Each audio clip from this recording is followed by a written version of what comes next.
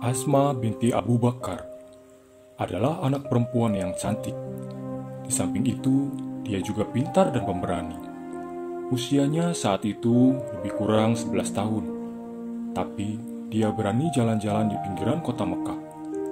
Ayahnya seorang sahabat utama Rasul, bernama Abu Bakar, seorang pria yang pintar dan bijaksana. Sedangkan ibunya bernama Qutailah. Di masa jahiliyah, Asma melihat langsung kebodohan kaumnya. Mereka menyembah patung-patung. Padahal patung tidak memberi manfaat apapun. Patung juga tidak bisa mencelakai siapapun. Syukurlah Asma mendapat pendidikan yang baik dari ayahnya. Dia menyadari agama yang benar hanyalah Islam. Asma termasuk putri yang pertama kali memeluk Islam. Dia masuk Islam pada usia yang masih belia.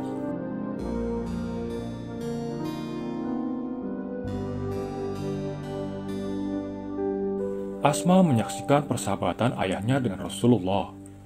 Abu Bakar dihormati karena gigih berjuang. Abu Bakar mengislamkan banyak orang di Mekah.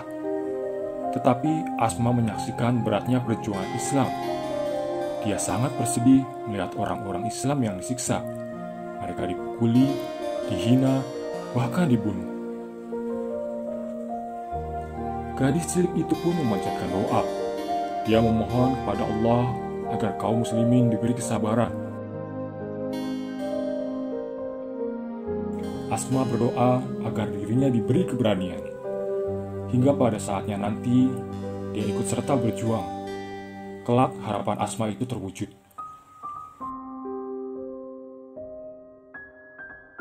Islam di kemudian hari meraih kejayaan yang gilang gemilang. Asma berjasa besar, bahkan menjadi pahlawan. Keberaniannya berhasil menyelamatkan jiwa Rasulullah.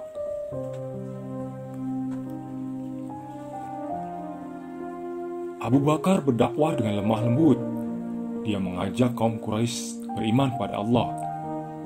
Kaum itu juga diseru meninggalkan berhala, agar hidup mereka selamat di dunia dan di akhirat. Seruan baik itu tidak mendapat sambutan yang menyenangkan. Kaum kafir Quraisy itu malah marah. Utbah bin Rabi'ah menghajar Abu Bakar.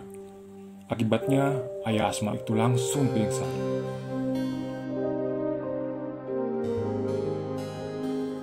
Asma sangat mengkhawatirkan kondisi ayahnya. Dia merawat ayahnya dengan hati-hati.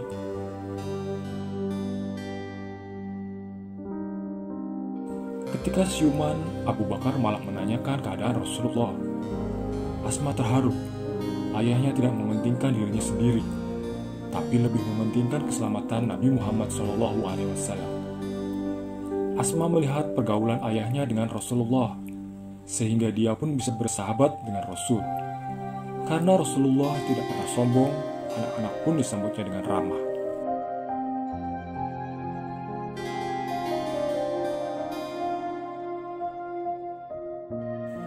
Tibalah perintah hijrah.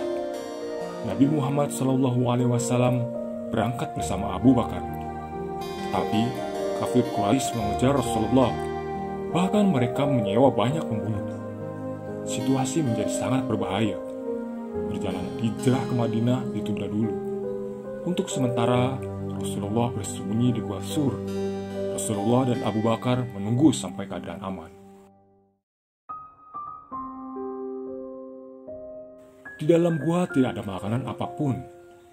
Nabi Muhammad SAW pun tidak bisa keluar gua karena pembunuh-pembunuh Quraisy berkeliaran membawa senjata. Beberapa kali mereka mondar-mandir di depan Gua Sur. Syukurlah pembunuh bayaran tidak mencurigai tempat itu. Tetapi bagaimana cara mendapatkan makanan dan minuman? Rasulullah dan Abu Bakar terancam kelaparan dan kehausan. Apa yang bisa dilakukan? Siapakah yang bisa menolong? Penolongnya bukanlah kesatria berpedang, melainkan seorang gadis cilik yang cerdik. Dia adalah Asma bin Abu Bakar. Tugas membawakan makanan dilaksanakannya dengan hati-hati. Kenapa Asma yang dipilih melaksanakan tugas berat itu, padahal dia masih kanak-kanak? Karena dia perempuan yang gagah berani. Lagi pula, Tidak ada yang mencurigai gerak-gerik anak-anak.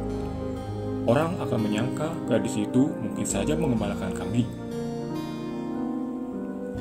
Jika Asma ceroboh, maka nyawa Rasulullah menjadi terancam. Agar tidak ketahuan, berbagai cara dilakukan. Setiap sore Asma mengamati situasi dengan cermat. Dia memastikan tak seorang pun yang melihat dirinya. Sengaja dipilihnya waktu sore supaya tak banyak yang mencurigai kepergiannya. Sebab di sore hari orang-orang sudah menyelesaikan pekerjaannya. Mereka umumnya sudah pulang ke rumah masing-masing. Asma berjalan menuju Gua Sur. Dia sengaja menghindari jalan yang biasa dilalui. Anak perempuan itu membuat jalur baru, jalan yang belum pernah diketahui banyak orang. Dalam hati dia terus berdoa, semoga perjalanannya aman dan Rasulullah selamat.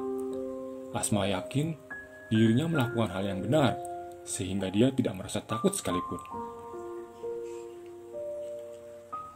Akhirnya Asma berhasil sampai ke Gua Sur. Asma bergegas masuk ke dalam. "Wahai Rasulullah dan ayah, ini saya bawakan perbekalan.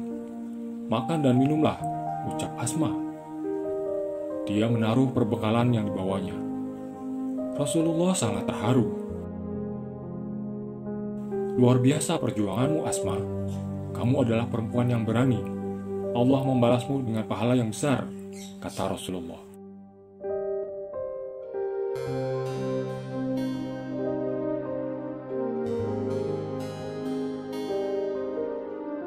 Asma menceritakan keadaan kota Mekah. Dia sampaikan tentang kafir Quraisy yang masih mencari-cari. Rasulullah dan ayahnya disarankan untuk lebih berhati-hati.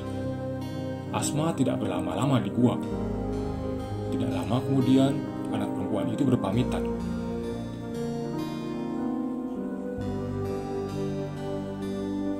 "Semoga Allah melindungi kita semua. Assalamualaikum Rasulullah dan ayahanda," kata Asma. Rasulullah dan Abu Bakar pun menjawab, "Waalaikumsalam. Semoga selamat padamu."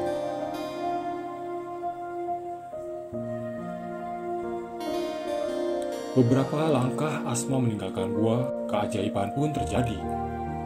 Tiba-tiba saja laba-laba membuat jaring, sehingga mulut gua tertutupi. Kemudian burung-burung dara pun tiba. Mereka membuat sarang dan bertelur di depan gua. Kejadian itu bukanlah hal yang biasa terjadi. Allah yang mengutus hewan-hewan tersebut, tujuannya untuk melindungi dua orang yang bersembunyi itu.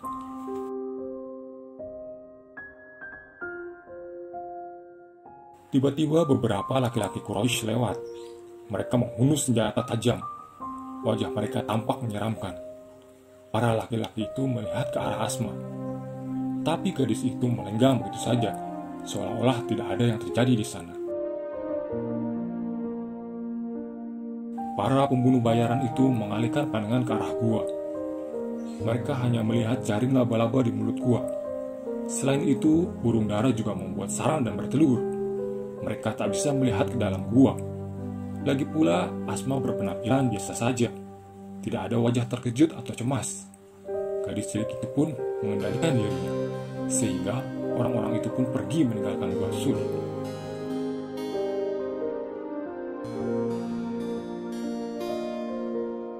Tiga hari lamanya Nabi Muhammad SAW dan Abu Bakar bersembunyi. 3 hari pula Asma mengantarkan bahan makanan. Dia senantiasa hati-hati, sehingga keselamatan Rasulullah menjadi terjamin. Pada hari ketiga, situasi mulai tenang. Oleh sebab itu, Rasulullah menyiapkan diri melanjutkan hijrah. Seseorang mengantarkan 2 ekor unta, sedangkan Asma membawakan makanan dan minuman. Tetapi Rasulullah kesulitan membawa perbekalan karena tidak ada tali untuk mengikatnya. Asma menunjukkan kecerdikannya lagi. Gadis baik hati itu melepaskan ikat pinggangnya. Kain panjang itu dibelah menjadi 2 bagian. Satu bagian untuk mengikat 2 buntelan, satu buntelan ditaruh di kanan dan satu lagi di kiri unta. Kedua buntelan seimbang berkat diikat dengan ikat pinggang Asma. Masalah telah dibereskan, masih ada separuh lagi ikat pinggang tersisa. Itulah yang digunakan oleh Asma mengikat pinggangnya. Nabi Muhammad SAW menggelari Asma sebagai Zatun Nithaqin, artinya pemilik dua ikat pinggang. Nabi Muhammad SAW mendoakannya, semoga Allah mengganti ikat pinggang Asma dengan yang lebih baik di surga. Rasulullah dan Abu Bakar berhasil meloloskan diri. Tetapi kaum kafir Quraisy marah besar. Mereka menggedor-gedor rumah Abu Bakar. Saat itu cuma ada Asma dan Aisyah. Terlihat orang-orang jahat itu membawa senjata tajam. Asma tampil dengan gagah berani. Dia membuka pintu rumah menghadapi para penyerang. Salah seorang kaum kafir Quraisy itu bertanya dengan keras, "Mana ayahmu?" Asma menggelengkan kepala. Dia tidak mau ayahnya dan Rasulullah terancam bahaya. Akibatnya, para kaum kafir Quraisy itu marah dan menampar Asma dengan keras sehingga Asma terjatuh. Tetapi tamparan itu tidak membuatnya takut sama sekali. Rasulullah beserta Abu Bakar melanjutkan hijrah. Mereka pun sampai di Madinah dengan selamat. Asma adalah seorang yang amat berjasa. Dia telah menunjukkan keberanian membela sahabatnya Rasulullah SAW. Semoga surga untukmu, Asma binti Abu Bakar.